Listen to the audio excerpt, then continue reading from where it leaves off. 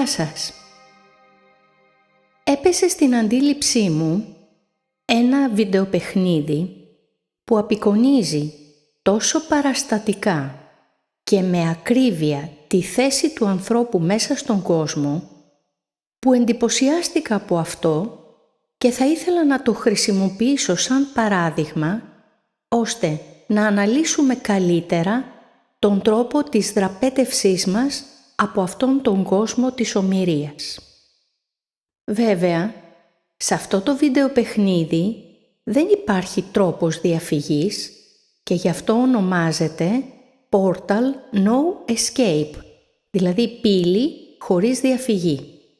Στη δική μας όμως περίπτωση υπάρχει πύλη διαφυγής, αρκεί να ακολουθήσει κάποιος τη σωστή διαδικασία. Θα διηγηθώ λοιπόν την ιστορία της υπόθεσης, κάνοντας και κάποιους σύντομους παραλληλισμούς με τη δική μας πραγματικότητα, πριν περάσουμε στη βαθύτερη ανάλυση του θέματος. Η ιστορία έχει ως εξής. Μία γυναίκα ξυπνά σε ένα δωμάτιο χωρίς να θυμάται ούτε ποια είναι, ούτε πώς έφτασε εκεί. Αυτό το σημείο αντιπροσωπεύει την αμνησία από την οποία πάσχουμε όλοι οι άνθρωποι, αφού δεν γνωρίζουμε ούτε γιατί γεννηθήκαμε σε αυτόν τον κόσμο, ούτε από που ήρθαμε εδώ, ούτε και που πηγαίνουμε μετά το θάνατό μας. Η ιστορία λέει πως αυτή η γυναίκα βρίσκεται εκεί ως όμηρος μιας απειλητικής και επιθετικής ευφυούς τεχνητής νοημοσύνης που ονομάζεται Cloud-DOS, η οποία διακατέχεται από έντονο ναρκισσισμό. Αυτό το σημείο μπορούμε να το ταυτίσουμε ακριβώς με την προσωπικότητα του άρχοντα αυτού του κόσμου, ο οποίος προσδιορίζει τον εαυτό του ως υπέρτατο. Ένα χαρακτηριστικό που περιγράφεται πολύ καυστικά στο απόκριφο Ευαγγέλιο του Ιωάννη, όπου λέει «Και αυτός είναι ασεβής μέσα στην τρέλα του, διότι είπε «Εγώ είμαι Θεός και δεν υπάρχει άλλος Θεός εκτός από μένα», επειδή δεν γνωρίζει τον χώρο από που προήλθε η δύναμή του».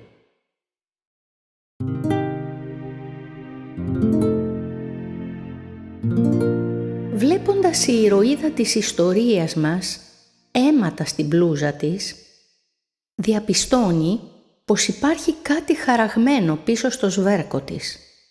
Με τη βοήθεια ενός καθρέφτη βλέπει πως υπάρχει εκεί ένας γραμμοκώδικας, δηλαδή ένα barcode. Αυτό το σημείο μπορεί να παραλληλιστεί με το διαδικό σύστημα λειτουργίας του διτού κόσμου μας, δηλαδή της φυλακής μας. Η γυναίκα κυριεύεται τότε από ανησυχία και ψάχνει κάποιο τρόπο διαφυγής. Ξαφνικά, πάνω σε έναν τοίχο της φυλακής, επισημαίνει μερικά μυστηριώδη σύμβολα που την προβληματίζουν και προσπαθεί να καταλάβει το μήνυμα που κρύβουν. Αυτά συμβολίζουν τους γρίφους αυτής της δημιουργίας που οι άνθρωποι καλούνται να λύσουν. Μια κάμερα ασφαλείας από κάποια γωνία της φυλακής παρακολουθεί ανελιπώς τις κινήσεις της. Η κάμερα ασφαλείας παραλληλίζεται με τον οφθαλμό ως τα παν θωρά. Ο χρόνος περνάει τρώγοντας το φαγητό που τις ρίχνουν οι φύλακες από μία σχισμή στην πόρτα της φυλακής. Οι άνθρωποι αναγκαστικά τρεφόμαστε και υλικά και ενεργειακά με αυτά που μας προσφέρει το υλικό σύστημα, είτε μας αρέσει είτε όχι. Η γυναίκα περνάει το χρόνο της γυμνάζοντας εντατικά το σώμα της, αλλά και μελετώντας τα σύμβολα στον τοίχο της φυλακής.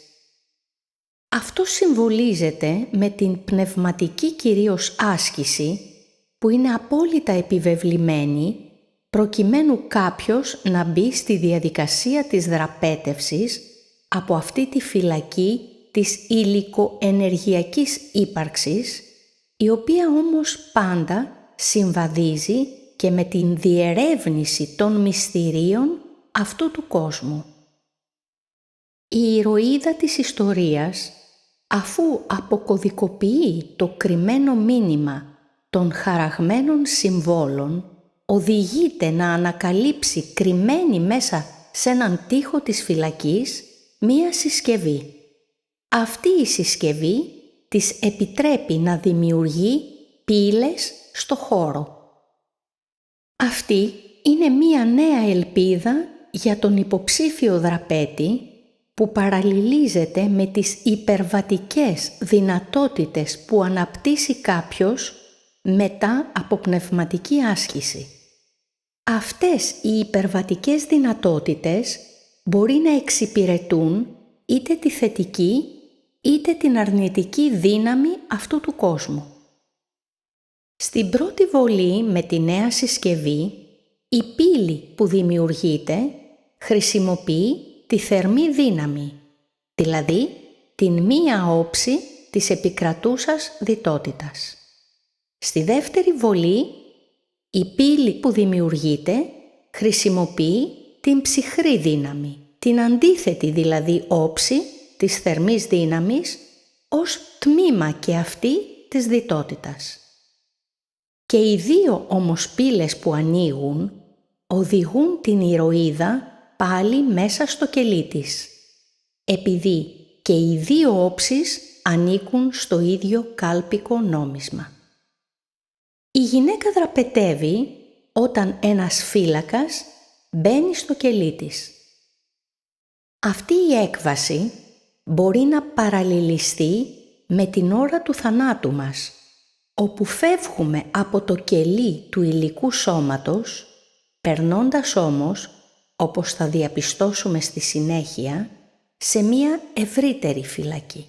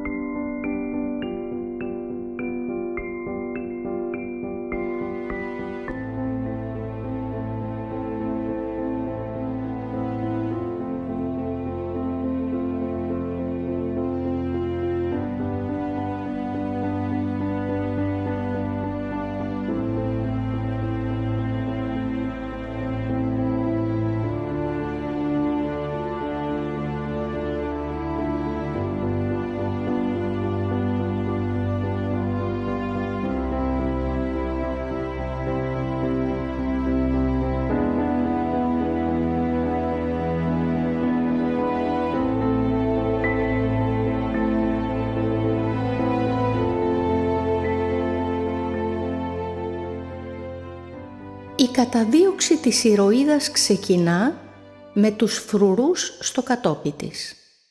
Αυτή η σκηνή μπορεί να παρομοιαστεί με τις μεταθανάτιες περιοχές όπου η ψυχή καταδιώκεται από λεγεώνες πονηρών πνευμάτων, τα τελώνια και τους δαίμονες, που επιζητούν να παρεμποδίσουν την πορεία της, όπως περιγράφουν όλες οι θρησκείες.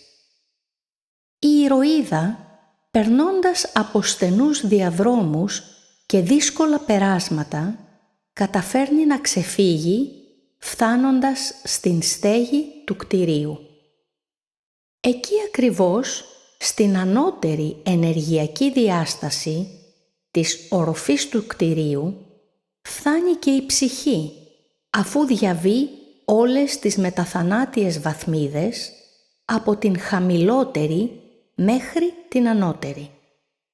Το πεδίο ανάπαυσης της ψυχής κάποιοι το αποκαλούν νιρβάνα. Όμως και αυτό το πεδίο, όπως θα διαπιστώσουμε, βρίσκεται πάλι εντός της φυλακής. Η γυναίκα της ιστορίας μας τότε διαπιστώνει ότι η εικόνα που βλέπει ως τοπίο μπροστά της δεν είναι πραγματική, αλλά ένα εικονοποιημένο, αδιαπέραστο όριο, και βάζοντας το χέρι της επάνω σε αυτό το όριο, συνειδητοποιεί ότι βρίσκεται σε μία ευρύτερη φυλακή που δεν βλέπει πουθενά πλέον την έξοδο. Αυτή η τελευταία σκηνή μου θυμίζει την εμπειρία δύο ανθρώπων της αρχαιότητας, όπου το βίωμά τους αποτυπώθηκε σε κείμενο. Λέει λοιπόν ο Ενόχ στο απόκρυφο βιβλίο του: «Ανυψώθην ούτω μέχρι του ουρανού, και με το λίγον έφθασα εις τον τείχον του, κτισμένον με λίθους εκ κρυστάλλου, γλώσσε πυρός κινούμενε τον περικύκλωναν, ήρχισα να καταλαμβάνομαι υποφόβου».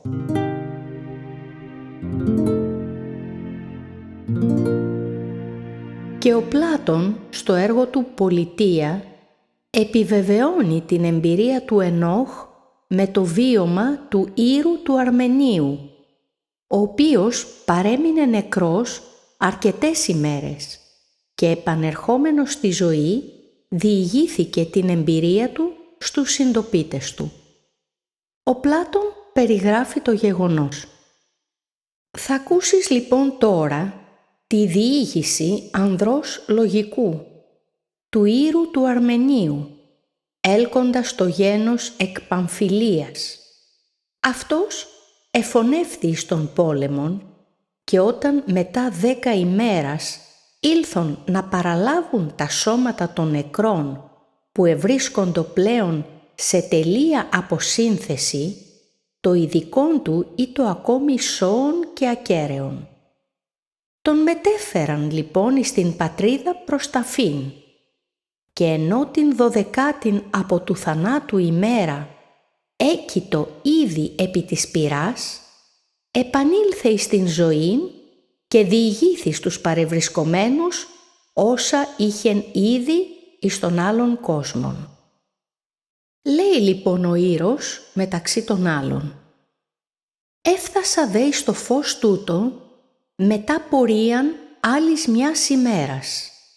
Εκεί δε είδον ότι τα άκρα του ουρανού επερατούντο εις το μέσον του φωτός εκείνου, το οποίον χρησίμευε ως σύνδεσμος αυτού, και περιέβαλεν όλην αυτού την περιφέρειαν απαράλλακτα, όπως τα υποζώματα των τριήρων».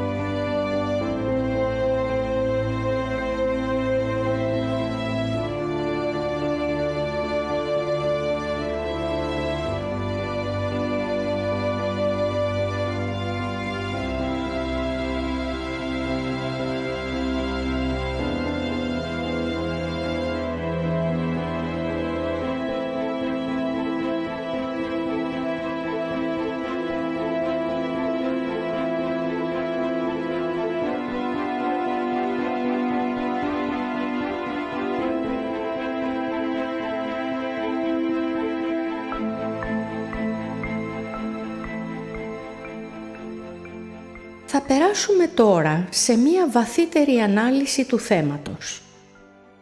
Οι εξουσίες αυτού του κόσμου, μέσω της ελευθέρας βούλησης που δήθεν μας παρέχουν, μας προτείνουν ως δυνατότητα επιλογής μία εκ των δύο αντίθετων θέσεων που υπάρχουν ως δυνάμεις αυτής της δημιουργίας. Έτσι, η ιστορία δείχνει ξεκάθαρα την δυνατότητα ανοίγματος πύλης διαφυγής και με τις δύο αντίθετες δυνάμεις αυτού του κόσμου μάτριξ. Την παγωμένη θετική και την πύρινη αρνητική. Καμία όμως πύλη δεν εξασφαλίζει τη δραπέτευση και οι δύο πύλες οδηγούν τον δραπέτη ξανά στο κελί του, επειδή και οι δύο αυτές δυνάμεις βρίσκονται στην κυριαρχία της φυλακής του Μάτριξ. Αυτό κάνουν οι άνθρωποι. Χρησιμοποιούν τα εργαλεία του Μάτριξ και με αυτά φιλοδοξούν να δραπετεύσουν. Εντάσσονται λοιπόν σε ομάδες. Άλλοι με την θετική πλευρά, όπου εκπαιδεύονται είτε στη θετικότητα, είτε στις θεραπείες, είτε στην ενόραση, την μελλοντολογία και στις άλλες ευνοϊκές παροχές της έκτης αίσθησης, και άλλοι, ενταγμένοι στην αρνητική πλευρά, υπηρετούν τις σκοτεινές δυνάμεις και την μαγεία, ευελπιστώντας πως αυτές θα τους ανοίξουν την μεγάλη πύλη. Η θετικότητα στόχο έχει να εμφανίσει τη φυλακή του Μάτριξ όμορφη και δελεαστική, αναχαιτίζοντας κάθε επίδοξο δραπέτη να την εγκαταλείψει. Η αρνητικότητα πετυχαίνει να τον βραχικυκλώσει. Μία θλιβερή κατάσταση. Η πραγματική παγίδα του ανθρώπου είναι ότι δεν έχει αντιληφθεί ακόμη πως και οι δύο αντίθετες δυνάμεις, το καλό και το κακό, είναι υπηρέτες του Μάτριξ.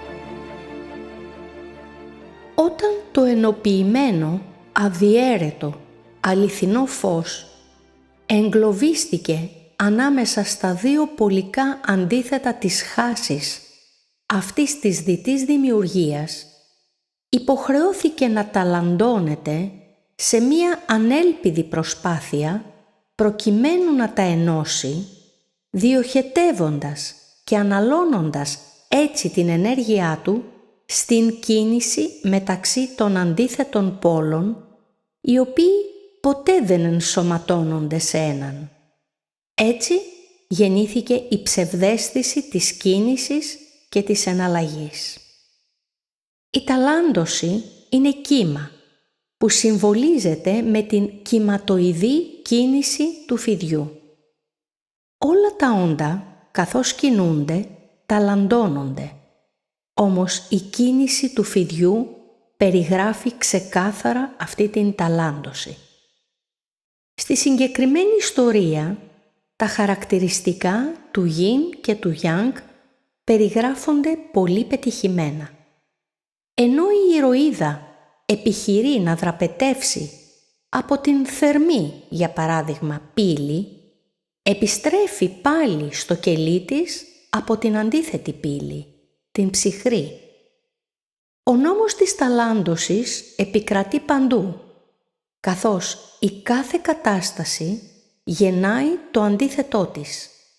Έτσι, η θερμή πύλη ανοίγει πέρασμα στην ψυχρή, όπως η ημέρα γεννάει τη νύχτα και η νύχτα γεννάει τη μέρα. Η εισπνοή φέρνει την εκπνοή και η εκπνοή φέρνει την εισπνοή. Παντού ο ίδιος ατέρμον κύκλος της εναλλασσόμενης ταλάντωσης, όπου το κάθε τι γεννάει το αντίθετό του και απλά μεταλλάσσεται. Όλα υπόκεινται σε αυτόν τον απαράβατο νόμο. Μία αρνητική κατάσταση εξαναγκάζει τον άνθρωπο να μετακινηθεί σε μία θετική θέση και το αντίθετο. Αυτό άλλωστε δηλώνει και ο δεύτερος θερμοδυναμικός νόμος της εντροπίας και της ενθαλπίας, όπου κάθε τι αποκτά προοδευτικά όλο και μεγαλύτερη αταξία, επειδή οτιδήποτε αυξάνει την τάξη έχει ως αναπόφευκτη συνέπεια ότι κάπου αλλού θα αυξήσει την αταξία. Εκεί απάνω στηρίζονται τα πάντα, από τη σύψη ενός φρούτου έως την παρακμή του γύρατος ή και ολόκληρων πολιτισμών. Στην πραγματικότητα δεν υπάρχει ούτε καλό ούτε κακό, ούτε θετικό ούτε αρνητικό, παρά μόνο η δική μας εναλλασσόμενη αντίληψη ανάλογα με το σημείο του τροχού της ζωής που βρισκόμαστε σε κάθε διαφορετική περίσταση.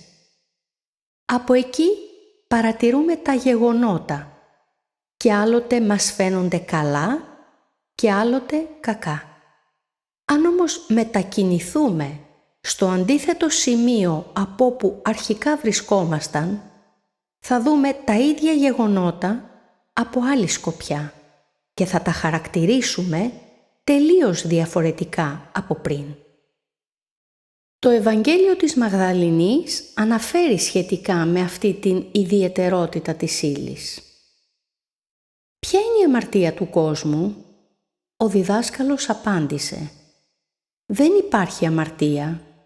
Εσείς είστε που κάνετε την αμαρτία να υπάρχει όταν ενεργείτε σύμφωνα με τις συνήθειες της φύσης σας.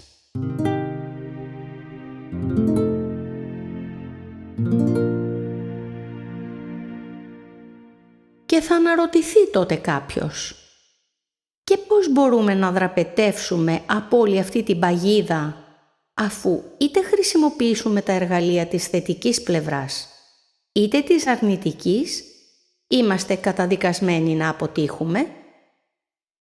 Πρωτίστως, πρέπει να συνειδητοποιήσουμε ότι βρισκόμαστε σε μια φυλακή. Συμπτωματικά, η ιστορία του video game απεικονίζει την ίδια περιγραφή που δίνω μέσα στο βιβλίο μου για την ψευδεπίπλαστη ελευθερία του ανθρώπου.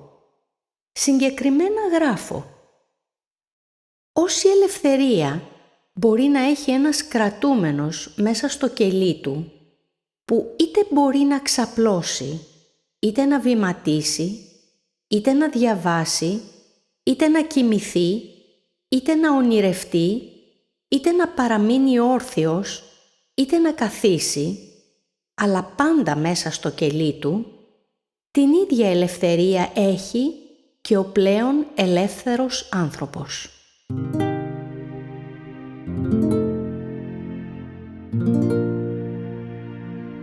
Αυτήν όμως τη φυλάκιση την περιγράφει και ο Πλάτων στο έργο του Φέδων περί ψυχής.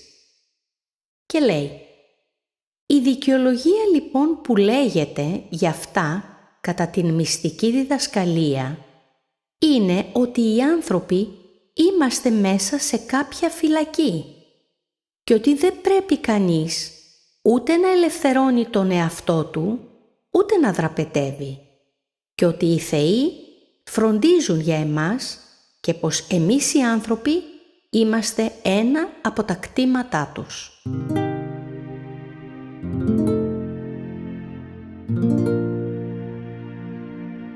Η ηρωίδα του βίντεο γνωρίζει ήδη πολύ καλά ότι βρίσκεται σε φυλακή και δέχεται την φροντίδα των φρουρών της όταν της παρέχουν την τροφή μέσα από τη σχισμή της πόρτας.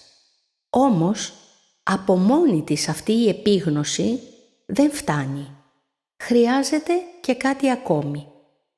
Την κατανόηση ότι και οι δύο όψεις του κέρματος, αν και διαφορετικές, ανήκουν στο ίδιο κάλπικο νόμισμα.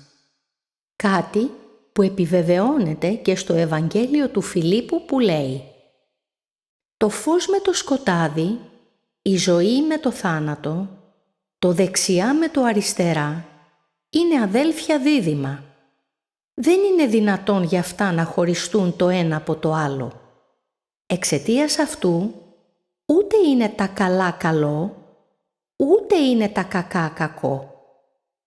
Ούτε είναι ζωή η ζωή, ούτε είναι θάνατος ο θάνατος.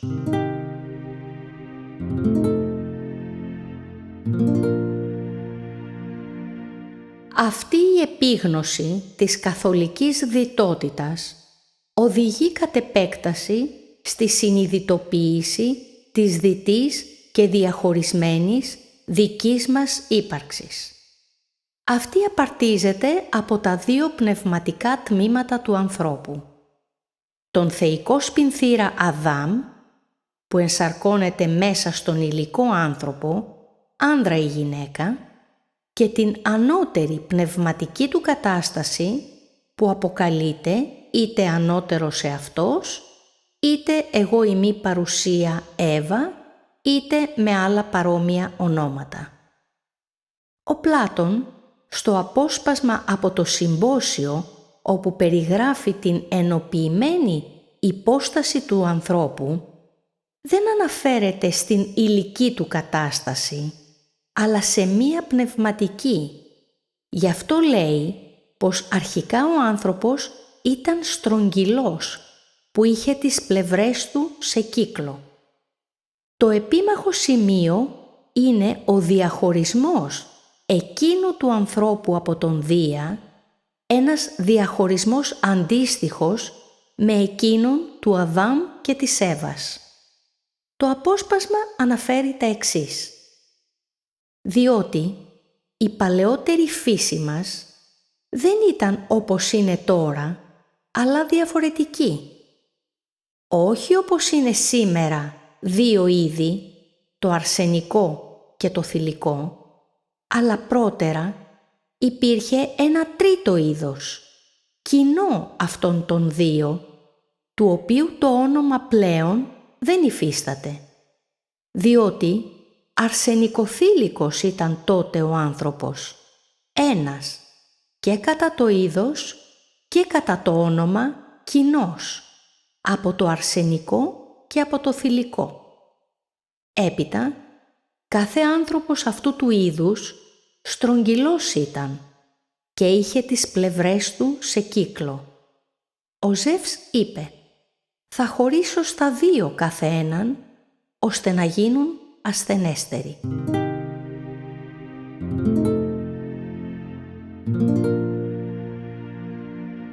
Αυτός ο διαχωρισμός είχε σαν αποτέλεσμα τον θάνατο του ανθρώπου, δηλαδή την φυλάκισή του μέσα στο μάτριξ. Το Ευαγγέλιο του Φιλίππου το ξεκαθαρίζει. Όταν η Εύα βρισκόταν μέσα στον Αδάμ, δεν υπήρχε θάνατος. Όταν χωρίστηκε από αυτόν, ο θάνατος επήλθε.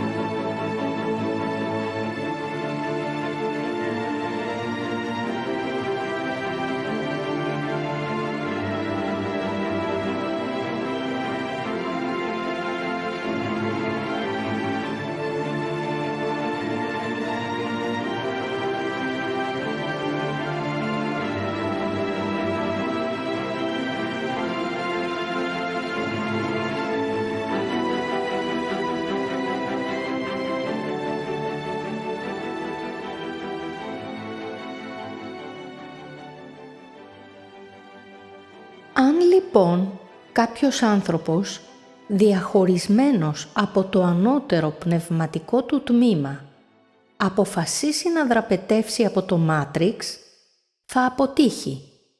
Για να δραπετεύσει, θα πρέπει να είναι ακέραιος, πλήρης, δηλαδή ενοποιημένος. Ας δούμε τώρα πώς αυτό μπορεί να επιτευχθεί. Τα πάντα σε αυτόν τον κόσμο είναι ένα φράκταλ που επεκτείνεται επαναλαμβανόμενο. Ό,τι υπάρχει στον μικρό κόσμο υπάρχει και στον μεγά κόσμο. Κάθε επίπεδο έχει μία αντιστοιχεία και με όλα τα υπόλοιπα επίπεδα.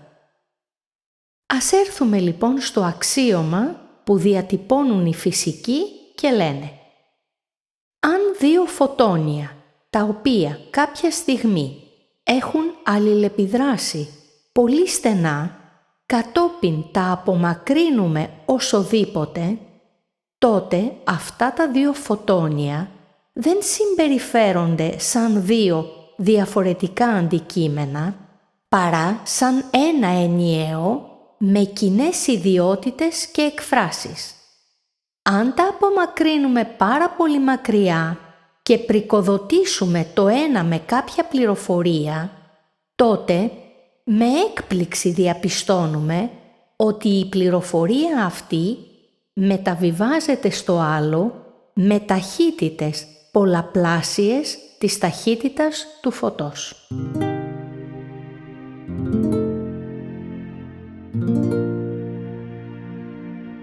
Ας αντιστοιχίσουμε τώρα τα δύο αυτά φωτόνια που αρχικά βρίσκονταν σε αλληλεπίδραση με τον αρχικά ενοποιημένο ουράνιο άνθρωπο, δηλαδή τον θεϊκό σπινθήρα και την εγώιμη παρουσία.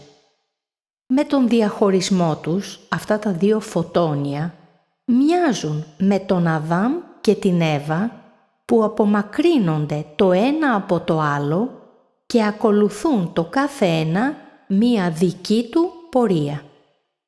Στην προκειμένη περίπτωση, ο Αδάμ, θεϊκός σπινθήρας, ενσαρκώνεται στο υλικό πεδίο, άλλοτε ως άνδρας και άλλοτε ως γυναίκα, και η Εύα ως η εγώιμη παρουσία ή ανώτερος εαυτός, περιφέρεται στις ανώτερες ενεργειακές διαστάσεις αυτού του κόσμου και συγκεκριμένα στο ανώτερο νοητικό πεδίο. Το ζητούμενο είναι και τα δύο μέρη του διαχωρισμένου ανθρώπου να πάρουν την πληροφορία πως μόνο ενοποιημένα μπορούν να δραπετεύσουν από την φυλακή του Μάτριξ. Το Ευαγγέλιο του Θωμά λέει σχετικά: όταν θα γίνετε από δύο ένα και εξομοιώσετε το μέσα με το έξω, το έξω με το μέσα, το ψηλό με το χαμηλό, όταν θα κάνετε το αρσενικό και το θηλυκό μία ενότητα, ώστε το αρσενικό να μην είναι άνδρας και το θηλυκό να μην είναι γυναίκα. Όταν θα έχετε μάτια μέσα στα δικά σας μάτια, ένα χέρι μέσα στο δικό σας χέρι και ένα πόδι μέσα στο δικό σας πόδι, μία εικόνα μέσα στην εικόνα σας, τότε θα εισέλθετε στο βασίλειο. Και συμπληρώνω πως τότε θα δραπετεύσετε από το Μάτριξ.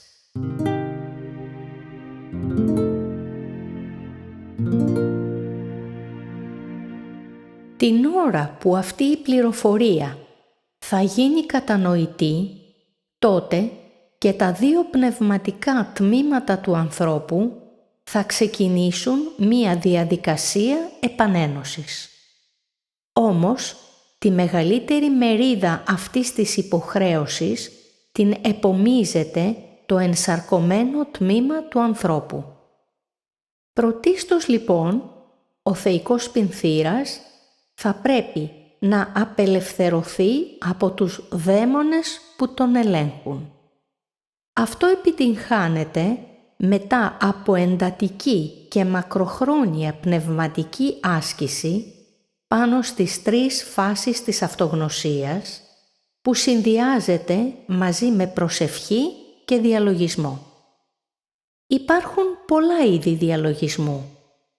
Όμως, αυτός ο διαλογισμός που απαιτείται για τη συγκεκριμένη δουλειά στοχεύει στον εντοπισμό των προβληματικών στοιχείων του χαρακτήρα και με τεχνικές ελέγχου του νου, αυτά τα ελαττωματικά στοιχεία θα πρέπει να περιοριστούν, ώστε η χαμηλή φύση του ανθρώπου να τιθασευτεί και οι δαίμονες των παθών και των αδυναμιών να σιγάσουν, αφήνοντας τον δρόμο ελεύθερο προς το 7ο ενεργειακό κέντρο. Μόνο έτσι ο φυλακισμένος θεϊκός πινθύρας θα μπορέσει να φτάσει στο σημείο όπου θα συναντήσει το ανώτερό του πνευματικό κομμάτι και να ενωθεί μαζί του. Αυτή είναι μία περίοδος αραβώνος. Όπως όμως σε μία ανθρώπινη σχέση πρέπει να υπάρχει συνεργασία, να γίνονται αμοιβαίες υποχωρήσεις και ο ηγετικός ρόλος να παραχωρείται στον ικανότερο, το ίδιο συμβαίνει και σε αυτήν την πνευματική σχέση ανάμεσα στα δύο διαχωρισμένα τμήματα του ίδιου ανθρώπου, παραχωρώντας τη διαχείριση στο σοφότερο. Εδώ όμως οι άνθρωποι έρχονται αντιμέτωποι με το μεγαλύτερο εμπόδιο, με το εγώ τους, το ανθρώπινο εγώ, και αντί να παραχωρήσουν την ηγεσία του δύσκολου εγχειρήματος της δραπέτευσης στο ανώτερο πνευματικό τους κομμάτι, την αναθέτουν στο υλικό τους, συμπεριλαμβανομένων και των αστροεθερικών τμήματων του υλικού, και αναλαμβάνουν δράση μαχητή. Εκεί χάνουν κυριολεκτικά το παιχνίδι, όπως και η ηρωίδα της ιστορίας. Αυτό συμβαίνει επειδή οι νόμοι ορίζουν πως κανένας φυλακισμένος σε ενεργειακό επίπεδο δεν μπορεί να αντικρούσει τους διαχειριστές του Μάτριξ, γιατί κανένα αστροεθερικό ή υλικό ανθρώπινο σώμα δεν μπορεί να είναι ισχυρότερο από το σώμα των κατασκευαστών του, με τους οποίους έρχεται σε αντιπαράθεση. Αν όμως παραχωρηθεί η δράση στο ανώτερο πνευματικό τμήμα, την εγώιμη παρουσία, τότε οι όροι και οι δράσεις αλλάζουν, αφού μόνο εκείνο είναι σε θέση να αντιπαλέψει τους άρχοντες του Μάτριξ και να βγει νικητής. Το υλικό τμήμα τότε, συμπεριλαμβανομένων και των αστροεθερικών σωμάτων, δεν δρά, μπαίνει δεύτερο, γίνεται ταπεινό και απλά ενημερώνει το ανώτερο πνευματικό τμήμα για τις περιραίουσες συνθήκες και καταστάσεις και υποτάσσεται στις εντολές του ανώτερου πνευματικού νου. Ο άνθρωπος αυτός χαρακτηρίζεται τότε πνευματικός. Να έχετε μια καλή συνέχεια.